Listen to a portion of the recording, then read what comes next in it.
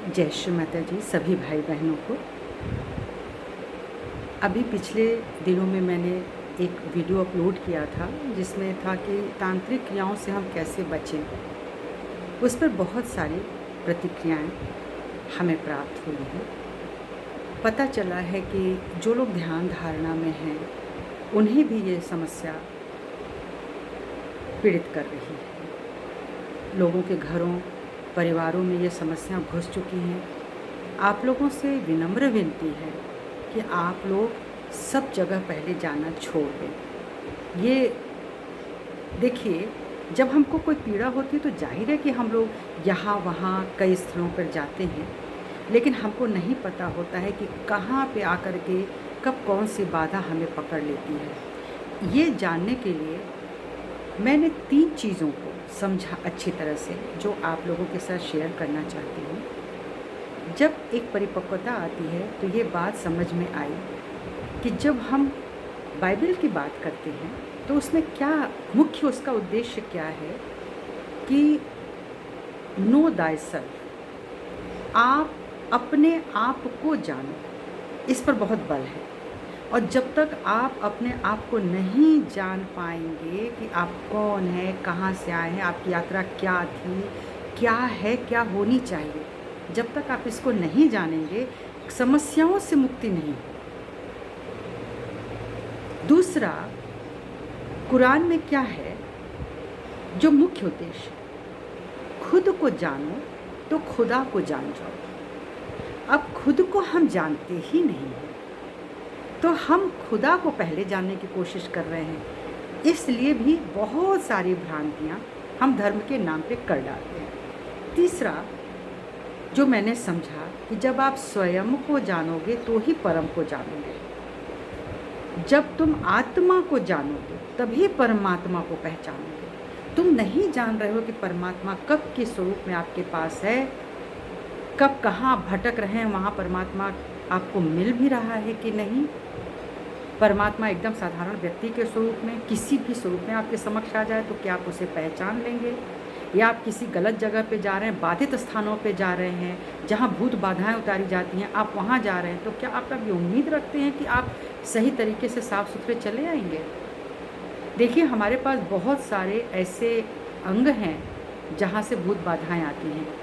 ये आज्ञा चक्र है, आँखों के द्वारा श्वसन, मुख, आप नीचे आए, स्वाधिष्ठान, मूलाधार, ये हमारे भूत बाधाओं की जगहें हैं जहाँ से भूत बाधाएं आती हैं। सहज योग में हमको सबसे पहले जो ये बताया जाता है कि आप धरती माँ पर बैठें और धरती माँ पे दोनों हाथ रख कर के पहले उनका धन्यवाद करें कि हे धरती माँ, हम आए दिन जो आपके ऊपर अत्याचार करते हैं, नोइंगली और अननोइंगली, जो भी हमसे गलतियां होती हैं इस धरती पर रह करके, हम उसे आपसे क्षमा मांगते हैं। जब ये मूलाधार चक्र चौपट होता है, जो कि पहले तो होता ही था, ऐसा नहीं कि मूलाधार चक्र जो प्योर होता है, बॉडी का सबसे प्योर हिस्सा, वही आज सबसे गंदा हो रहा है। लोगों को लगता है कि सारी चेतनाएं जो अधोगति में चली जा रही हैं, यानी उनके जीवन का एक उद्देश्य बन गया है अधोगति की ओर जाना, लोगों को आकृष्ट करना। आप लोगों को आकृष्ट नहीं कर रहे हैं, आप ऐसे भूत भूत आदि को आकृष्ट कर रहे हैं जो गंदी चेतनाओं में है, जो वासनाओं में है। तो सबसे पहले हमें मूलाधार चक्र साफ करना पड़ेगा और उस सफाई के लिए हमें मेहनत करनी पड़ेगी, तभी ये तांत्रिक बाधाएं हमारे ऊपर कार्य नहीं करेंगी। तांत्रिक बाधाएं जहाँ पे लोग कमज़ोर पड़ जाते हैं, मैंने आपको जो 5-6 जगहें बताई, वहाँ पे जरा से भी कमज़ोरी आएगी, ये भूत बाधा आएगी। अब जिस प्रकार की कमज़ोरी होगी उसी प्रकार की तांत्रिक क्रियाएं आपके साथ होंगी, क्योंकि ये लोग उन्हीं आत्माओं को जो कहीं ना कहीं भटके हैं, अतृप्त हैं, महत्वाकांक्षी हैं, उसी प्रकार के आत्माओं को लेकर के ये काम कराते हैं।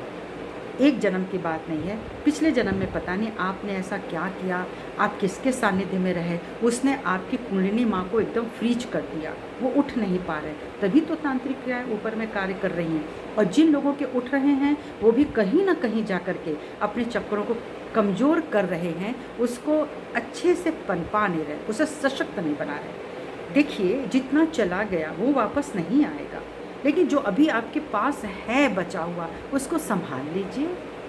तब ये तंत्र मंत्र आपके ऊपर कार्य नहीं करेंगे। तो कई बार जब हृदय कमज़ोर होता है, अपने ऊपर विश्वास नहीं होता है, तो आप अपने ऊपर विश्वास कीजिए कि आप परमात्मा के बच्चे हैं, आप श्री माता जी के बच्चे हैं, आप आदि शक्ति माँ के बच्चे हैं। कौन ऐसा है जो आपके ऊपर अटैक करेगा? वो कौन आत्मा होगी? आपसे बड़ा कौन है? ये भूत कौन है? ये तो वो मरे हुए लोग हैं जिनके पास अपना शरीर नहीं है। आपके पास तो अपना शरीर है, आप जीवंत हैं। क्यों कोई आपके ऊपर कार्य करेगा? आप अलाउ करेंगे। जब आप अलाउ करेंगे, जब आप डरेंगे, जब आप ऐसे लोगों को सोचेंगे, जब आप गलत लोगों के पास जाएंगे, आपको लगेगा कि हम बहुत अच्छी जगह है, यहाँ तो भूत बाधाएं निकल जाती हैं, हमारी भी निकल जाएगी। ऐसा नहीं होगा। पता नहीं 4 आप और लेकर के चले आएंगे। तो क्यों ना आप अपने आप को जान लें? क्यों ना आप अपने गुरु बन जाए? क्यों ना आप अपने डॉक्टर बन जाए, ताकि आप उसका निदान करें और उपचार करें। आज आवश्यकता इसी बात की है। तो जितने कमेंट्स हमने पढ़े उसमें हमें बहुत अफसोस हुआ, दुख हो रहा है कि जो लोग अभी ध्यान कर रहे हैं उनको भी ये प्रॉब्लम है, जो नहीं समझ पाए हैं उनके साथ तो छोड़िए। तो सबसे पहले अपने मूलाधार को सशक्त बनाइए। गलत चित्रों को देखना, आँखों से क्या आती है? आँखें इधर उधर बराबर चलती रहेंगी। जितने लोगों की आँखें बराबर बराबर चलती हैं, समझिए ये तो वो भूत बाधित हैं और वो भूत डाल भी देंगे। तो निरंतर आँखों का चलते रहना, पुतलियों का हिलते रहना, ये बाधा है। पकड़ लीजिए। एक ने बोला हम कैसे पकड़ेंगे? तो आप ऐसे पकड़िए कि क्या आपकी पुतलियाँ बराबर इधर उधर घूम रही हैं। आपका चित्त एक जगह ठहरता ही नहीं है, कभी यहाँ कभी वहाँ, कभी वहाँ कभी वहाँ। आप मन की बात चित्त को ले जा रहे हैं। मन और चित्त में बहुत अंतर है। मन भटकेगा, चित्त उसको स्थिर करेगा। चित्त लीवर के ऊपर स्थित होता है। तो जो लीवर का हिस्सा होता है वो चित्त की वो शक्तिपीठ है। तो जब वह खराब होता है तो चित्त भटकना शुरू होता है, लेकिन अभ्यास के द्वारा वही चित्त निरोध किया जाता है। योग यही बोलता है ना, चित्त वृत्त निरोधक। तो जब चित्त की वृत्ति भटकने की होगी तो भूत बाधित होंगे। इसी तरह से अनायास उल्टियाँ हो जाना, अनायास पेट में दर्द हो जाना, मूलाधार चक्र के बहुत सारे रोग जैसे एड्स वगैरह हैं, या जो समलैंगिकता है, या जो आज आप साथ पहले ही रिलेशनशिप में हो जाते हैं कि हम बाद में विवाह करेंगे कि आप हमारे लायक हो कि नहीं, ये निहायत घृणात्मक चीज़ें हैं। ये भूत करा रहे हैं। आपको लगता होगा आप स्वस्थ हैं।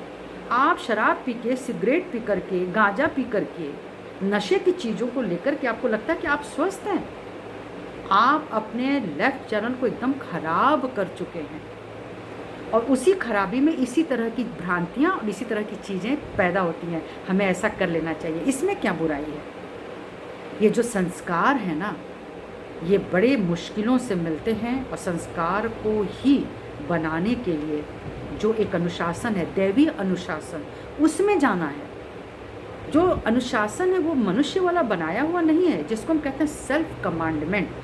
हमारी आत्मा को जानना और आत्मा के बाद जो संदेश मिलता है वह है आत्मानुशासन। तुम्हें ये करना चाहिए, तुम्हें ये नहीं करना चाहिए। हमें गंदगी की तरफ बढ़ना है कि नहीं बढ़ना है? अगर हम कोई चीज़ देख करके प्रभावित हो रहे हैं, हमारे सेंसेशन में फ़र्क आ रहा है, इसका मतलब अभी हम बाधित हो रहे हैं। आप मल देख लीजिए, मूत्र देख लीजिए, आप कुछ भी देख लीजिए, अगर आपको फ़र्क नहीं पड़ रहा है, जैसे आप कुछ भी देख के निकल सकते हैं, आप अगर देख के निकल रहे हैं तो आपके ऊपर कुछ भी असर नहीं आएगा। तो ये जो तंत्र मंत्र किया जाता है, ये निहायत ही घटिया किस्म की चीज़ें हैं, लोगों की ज़िंदगी बर्बाद कर रही हैं। मारण जो मंत्र जो लोग देते हैं ना, वो खुद ही नरक में जाएंगे, और ना जाएंगे, पर यह है कि कई लोगों को लेके जाएंगे। तो जिनके ऊपर मारण मंत्र का प्रयोग किया जा रहा है, जो करा रहा है, जिसके द्वारा करा रहा है, ये सारे पीड़ित हैं। कोई भी इसमें लिबरेट नहीं हो सकता। सहज योग आपको लिबरेशन की ताकत देता है, आत्म साक्षात्कार प्रदान करने के लिए। फर्स्ट स्टेप क्या हो रहा है? Self realization. पहले तुम जानो कि तुम कौन हो, फिर तुम जानोगे कि तुम धरती पर क्यों आए हो, तुम जानोगे कि फिर बाकी समस्याओं का निराकरण कैसे हो। जब तक ये नहीं जानेंगे, हम डॉक्टर, पंडित, पुजारी, धर्मस्थल भटकते रहेंगे। आज बहुत ज़रूरी है कि हम अपनी आत्मा को प्राप्त करें। आप सहयोग विधि से निःशुल्क आत्म साक्षात्कार प्राप्त करें। आप समर्पण दें, अब जिन्होंने आपको आत्म साक्षात्कार दे दिया है, श्री माता जी निर्मला देवी ने, उन्होंने कितनी तपस्या करी हम मानवों की भलाई के लिए। उनको पता था ये जो समय आने वाला है, नष्ट होने वाला जो समय है, उसमें जागरूकता देनी कितनी जरूरी है। अब पानी बह रहा है मान लीजिए, अब हम उसमें चले जा रहे हैं, तेज़ धार आ रही है, लोग उस पर चले जा रहे हैं, हम तो बच के निकल जाएंगे। अरे जहाँ बड़ी बड़ी गाड़ियाँ बह जा रही है तूफानों में, पानी में, आप वहाँ चले जा रहे हैं, ये विवेकहीनता है। तो आप कृपया अपने मूलाधार को स्वस्थ करें, तपस्या करें, धरती पर बैठे और माँ से प्रार्थना करें कि वो आपके गणपति शक्ति के द्वारा, गणपति माने कार्बन एटम, गणपति माने मैग्नेटिज्म, गणपति माने अर्थ एलिमेंट, आप उनसे प्रार्थना कीजिए ये जो भूत बाधा है, जो राक्षसी प्रवृत्तियां हैं, वो सब की सब धरती माँ में समाहित हो। दोनों हाथ रख करके आप ये प्रार्थना करना शुरू कर दीजिए। 5 मिनट 10 मिनट शांत होना शुरू कीजिए। और हर सहयोगी जानता है कि उसका लिम्बिक एरिया खुला हुआ है, वो वहाँ पे आराम से पहुँच जाता है। आप वहाँ पहुँचिए, कुछ क्षण अपने आप को दीजिए, अच्छा खाइए, अच्छा पीजिए। जितना अशुद्ध हम खाते जाएंगे, जितनी आंतों में फंसने वाली चीज़ें हम खाते जाएंगे, हमारा विचार वैसा ही अशुद्ध होता जाएगा। रफेज खाएं, फल फूल सब्जियां खाएं, सस्ती सस्ती भी चीज़ें हैं खाने के लिए। ऐसा प्रयास करें कि हमको उस तरह की चीज़ें लेनी है। विचारों को शुद्ध रखें, क्योंकि ये भी महसूस कर लिया कि आचार, विचार और व्यवहार जिस तरह का हमारा होता है, हम वैसे ही पार्टिकल्स को अपनी तरफ खींचते हैं। कुछ लोग डिवाइन पार्टिकल्स को खींचते हैं, कुछ लोग आसुरी वृत्तियों को खींचते हैं, पैशाचिक वृत्तियों को खींचते हैं। हम कहाँ बचेंगे? तो इस बात को समझने की कोशिश करें कि हमको क्या तपस्या करनी है। बाकी आपको पता है कि हम लोग अग्नि क्रियाओं के माध्यम से, जल क्रियाओं के माध्यम से, यानी 5 तत्वों के माध्यम से हम अपने भीतर की जो सफाई शरीर की है, मन की है, बुद्धि की, हम कर सकते हैं। आत्मा को हम, मेरी सदैव शुद्ध है, साफ है, तो उसके ऊपर के जो आवरण पड़े हुए हैं 7 और आज, उनको धीरे धीरे हटने दीजिए, सफाई करने दीजिए। और एक चीज़ मैं कहना चाहती हूँ, इंसान को मूल बंध लगता है, मूल बंध लगाना चाहिए। और मूल बंध में आप अपने जननेंद्रियों को कंट्रोल करते हैं, अपने भीतर खींचते हैं, तो इससे आपकी जो काम वासनाएं हैं वो भी बहुत सरलता के साथ, जो इच्छाएं होती हैं गलत, वो निकल जाती हैं। दूसरा, आपकी ब्रह्म ग्रंथि हैं। कुंडलिनी शक्ति जब उठती हैं तो ब्रह्म ग्रंथि विभेदिनी कहलाती हैं। पहले ब्रह्म ग्रंथ यानी जो इंसान का भवसागर है वह साफ हो जाता है। फिर आपकी कुंडलिनी उठती है विष्णु ग्रंथि विभेदिनी स्वरूप में। तो जो विष्णु ग्रंथि जो लग जाती है, जो पूरे आपके धर्म को नष्ट कर रही है, यानी जब विष्णु ग्रंथ विभेदिनी होता है तो वह मनुष्य इतना हल्का हो जाता है, उसको हर धर्म में कोई बुराई नज़र नहीं आती है। अतिरेक में जाने से वो बच जाता है, चाहे वो उसका अपना ही कोई धर्म क्यों ना हो। हर धर्म में कहीं ना कहीं कमियां हैं, हर धर्म में लोगों ने गलतियां करके उसको इस तरह से रिप्रेजेंट किया हुआ है कि हम लोगों को मतिभ्रम हो जाता है। न परमात्मा गलत है, न वेद गलत है, न वेदांती, लेकिन कुछ चीज़ें इस तरह से लोग अपनी परिभाषाएं दे दे करके कई जगह बातों को इस तरह से घुसा रखे हैं कि आम लोगों को लगता है कि ये परिभाषा बहुत अच्छी है, ये मुझे मैच कर रही है। तो जब आपको मैच करती है तो आप तुरंत उसकी तरफ आकृष्ट हो जाते हैं। तो विष्णु ग्रंथि विभेदिनी जब आपके अंदर तैयार होती है तो आपको धर्म में डाल देती है। धर्म की 10 दिशाएं होती हैं, 10 कमांडमेंट्स होते हैं, सेल्फ डिसिप्लिन हो जाता है, वह मनुष्य के भीतर आ जाता है, वह समाधानी बन जाता है, उसके पास फिर प्रश्न नहीं रह जाता, वो समाधानी बन जाता है। यह है विष्णु ग्रंथ विभेद। कुंडलिनी आपकी जब उठती हैं तो रुद्र ग्रंथ विभेद करती है। जो रुद्र ग्रंथ विभेदिनी है, जो माँ, वह आपके रुद्र से जितनी भी विष है वो उसको निकालना शुरू करती है। हमारे कंठ जो है ना, हम आकंठ डूबे हुए हैं वासनाओं में, हम आकंठ डूबे हुए हैं मोह में, ममता में, बहुत सारी चीज़ें हमारे सामने जो षड्रिपु हैं, षड्रिपु के भी हजारों रूप हैं जो हमारे भीतर। जब रुद्र ग्रंथि यानी शिव तत्व मनुष्य को मिल जाता है, वह आत्मा को जब प्राप्त हो जाता है, तो उसे ये सब चीज़ें, बाह्य आडंबर, दुनिया भर की बातें, ये बाहरी बातें, ये जिसको हम कहते हैं कि हम मंत्र पे मंत्र पढ़े जा रहे हैं, हम जगह जगह भटक रहे हैं, भाग रहे हैं, भीड़ बन रहे हैं, हम उस भीड़ का हिस्सा नहीं रह जाते। फिर हम स्वयं में उतर जाते हैं, हम एक जगह बैठ जाते हैं, हम स्थिर हो जाते हैं, फिर हम दुनिया को साक्षी भाव से देखते हैं, हमें वहाँ भी ले जाइए, आप हमें वहाँ भी ले जाइए, हम उसको भी समझ रहे हैं, हम इसको भी समझ रहे हैं। तो जो ये समझना आ जाता है वह कभी भी तांत्रिज्म को आपके ऊपर नहीं आने देगा।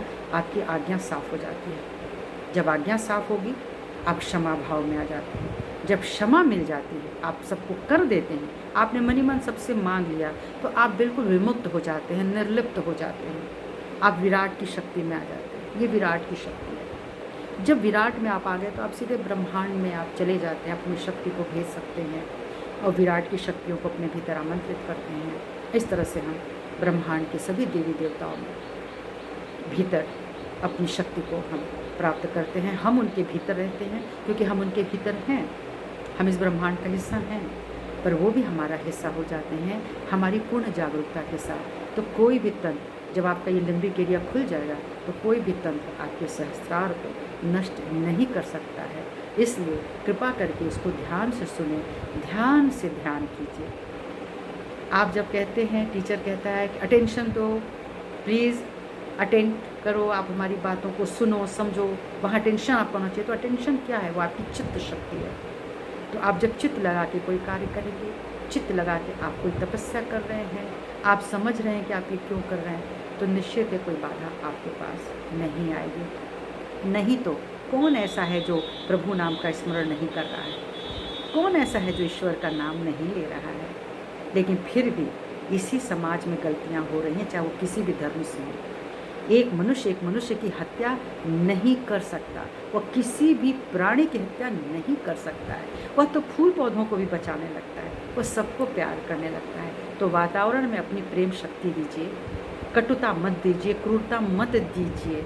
आप कभी भी ईश्वर का सानिध्य नहीं प्राप्त कर पाएंगे। इसलिए आज इस वीडियो में अपने को विराम लगाती हूँ। आगे हम बात करेंगे आचार विचार आचरण का हमारे ऊपर क्या प्रभाव पड़ता है। सबको मेरा